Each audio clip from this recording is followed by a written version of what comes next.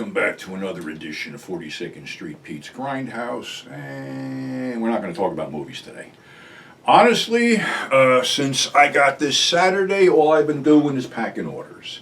And I thank you all very much, all of you who have purchased and supported Grindhouse Resurrection, and it's selling pretty briskly, and it's a good thing, and you go to 42ndstreetpete.net to order. So that's that one. The other one is... also, Midnight Number 11, which just came out, I believe, about a month ago. And you can get this on Big Cartel, and this is like 86 pages of fun. And they got, let's see, Horror Rises from the Tomb, 50th Anniversary, Richard Lehman, Tom Sizemore, Moon of the Wolf, My Time with Jeff Burr, The Haunted Bookshelf, Return of the Wolfman, William Friedkin, all kinds of good stuff. Hand of Death, that's an old chestnut too. So yeah, definitely check out Midnight Magazine here, number 11 at Big Cartel and Midnight Media. So anyway, getting back to whatever. Yeah, I've been doing so much of this stuff, and I've been reading a bunch of wrestling books and been into that. So I basically haven't. I watched a couple movies. I haven't gotten into them yet, but anyway, talk about something else. Going back into the 70s, another crazy fucking story, because I was basically a heavy drinker back then. I had no problem putting away a fifth of tequila a night, and that's no lie. And not that it did me any good, mind you, but still did it. So I was working in the garage and, met a lot of other people. We'd all congregated either two bars up the street from where I worked, the Lyndhurst Lounge, which is affectionately known as the Zoo, because that's what it was, and the Linford, which was called Monahan's because the owner's name was Monahan. The Zoo, all kinds of shit could happen and did happen. The Monahan's was more sedate. But anyway, we were all roaming around one night, and somebody got an idea about drinking for fun and profit. And this was actually, it was carefully thought out. It was a plan. We sat down and figured, okay, this could be fun. And the thing was, it was about 30 of us. And we had a deal that basically everybody puts up $10. Kevin, the bartender in the Linford, holds it. And basically the deal was we would start at Kearney on Ridge Road near Harrison.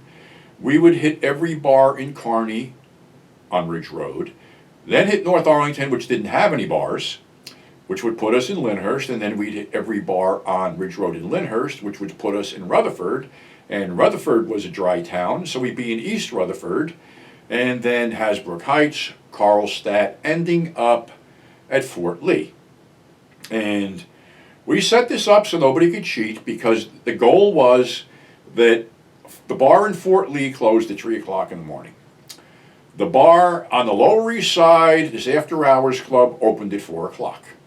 So the thing was, you had to go to that after-hours club, have a drink, take a matchbook from the club. The club, I can't remember if the thing even had a name, but it had matchbooks with little devil heads on them. So you had to have that, plus the receipt from paying the toll from the George Washington Bridge or the Lincoln Tunnel, whatever, and get back at the bar at 7 o'clock for an eye opener, and the first one who got back to the bar at 7 o'clock got the 300. If it was a tie, it was split. But anyway, yours truly had a driver, because you couldn't expect people, well, some guys did try to do this, and by the time we got to Fort Lee, everybody was pretty fucked up, and there was only maybe 7 of us left. And I didn't have a driver. So I'm sitting there, and I'm shit-faced. There's no way I was going to drive. This other guy showed up named Bobby, and he knew about this, and he goes, "What's the deal?" I said, "Well, I was with somebody. I don't know what happened." I said, "You want in on this?" He goes, "Yeah, what do you want to do?" I said, "Well, let's get over to the after-hours club." So we got out to the car, he turned on the radio, and they said there's construction on the George Washington Bridge, putting it down to 1 lane. I said, okay, we know that, but they don't. I said, head down Route 17, hit Route 3, take Route 3 to the Lincoln Tunnel, go down to 14th Street, head down 14th Street. I forget, it was on one of the Avenue A's or Avenue B's or something like that. I said, then we got it. All right, so we head down Route 17.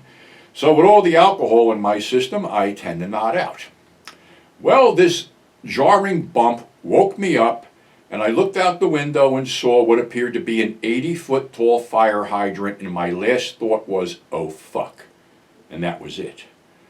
I woke up, spider-webbed windshield, my forehead was like completely fucking shredded, my nose was broken. There used to be like a solid piece between the glasses. That went in one part of my nose, out the other part of my nose. I was all fucked up.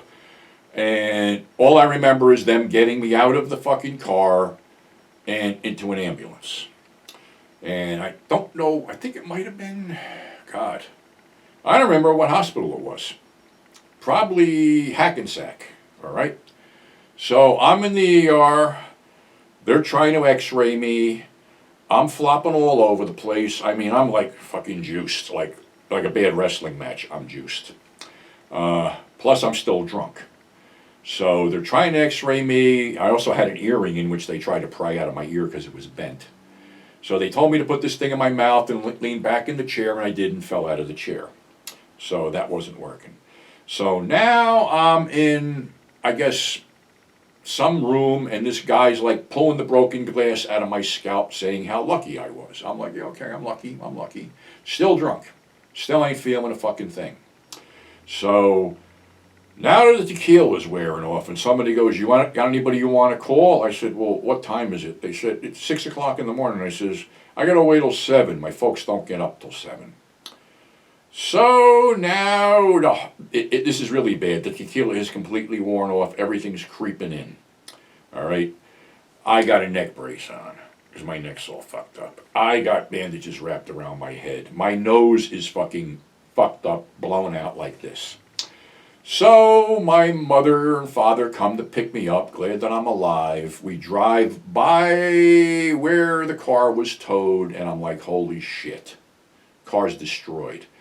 Bobby, the driver, the only thing that happened to him was he knocked his 2 front teeth out of the steering wheel because he fell asleep. That's what happened. He fell asleep. So, all right, I go home. I wish I had the picture because I look like Bozo the fucking clown. Because I had long red hair, so my hair is all puffed out because it hasn't been washed. I got this fucking white bandage around my fucking head. My nose is blown out, and I got the fucking collar on. So, all right, I figured, everybody thought I was dead, but you would have think that they would have fucking given me the 300 fucking bucks because I'm the one who took it on the chin. I don't even remember who fucking won. But the thing I didn't know, I actually broke my neck back then.